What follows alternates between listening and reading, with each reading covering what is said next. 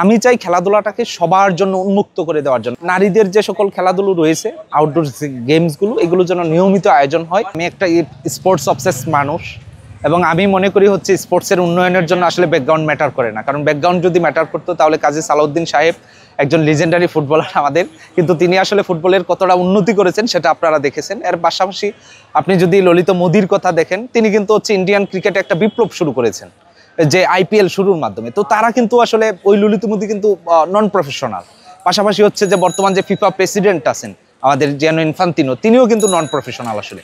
So আমি মনে করি হচ্ছে যে স্পোর্টসের উন্নয়নের জন্য আসলে ওই ব্যাকগ্রাউন্ডটা ম্যাটার করে না, এবং স্পোর্টসের প্রতি ভালোবাসা, অনুরাগ এবং ডেডিকেশন যে জিনিসগুলো প্রয়োজন, আমি মনে করি সেই জিনিসগুলো রয়েছে।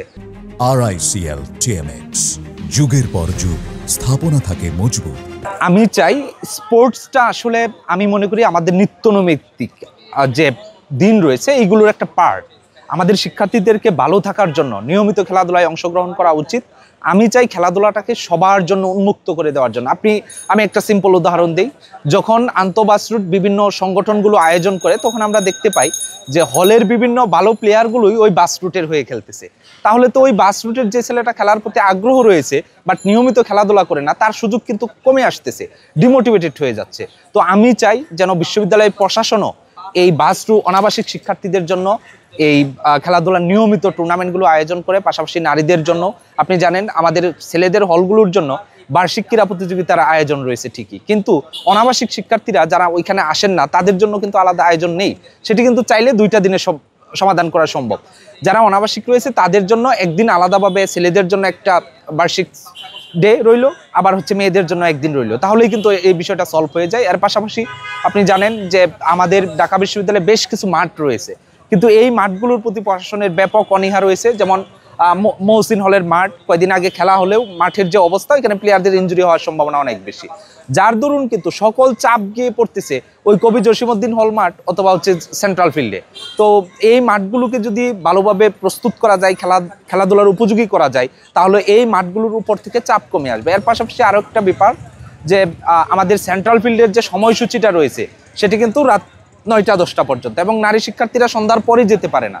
তো ওইটাকে রাত 12টা পর্যন্ত সবার জন্য উন্মুক্ত করলে ওইটার যে সিকিউরিটি ব্যবস্থা রয়েছে সেটিকে চাইলেই স্ট্রিক্ট করা সম্ভব এবং হচ্ছে সিকিউরিটি মেনটেন করা সম্ভব।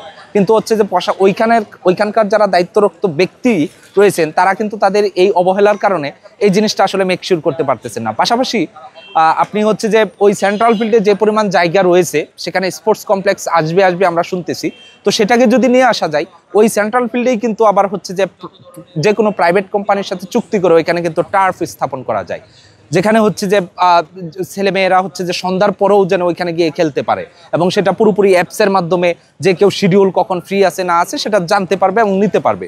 তো এই জিনিসগুলো আসলে করা গেলে আমার মনে হয় খেলাধুলাটা সবার জন্য উন্মুক্ত হবে, এবং বিশেষ করে আমার ভাবনায় রয়েছে নারী শিক্ষার্থীদের জন্য একটা বিশাল অংশ। কারণ আপনাকে আমি আরও একটা জানাই, আমি ইংলিশ স্পোর্টস ক্লাবের প্রেসিডেন্ট। তো আমি ইংলিশ স্পোর্টস ক্লাবের প্রেসিডেন্ট হওয়ার যখন হচ্ছে যে এটা আমি প্রতিষ্ঠা করার পর্যায়ে ছিলাম, তখন থেকেই নারীদের জন্য হচ্ছে যে আমরা আউটডোর গেমসগুলো শুরু করেছি। যেমন নারীদের ফুটবল হয়, ক্রিকেট হয়, যদিও ফুটবলটা ছোট পরিসরে পেনাল্টি শুট আউট হয়, বাট ফুটবলটা হয়। তো আমি চাই নারীদের যে সকল খেলাধুলো রয়েছে, আউটডোর গেমসগুলো, এগুলোর জন্য নিয়মিত আয়োজন হয়।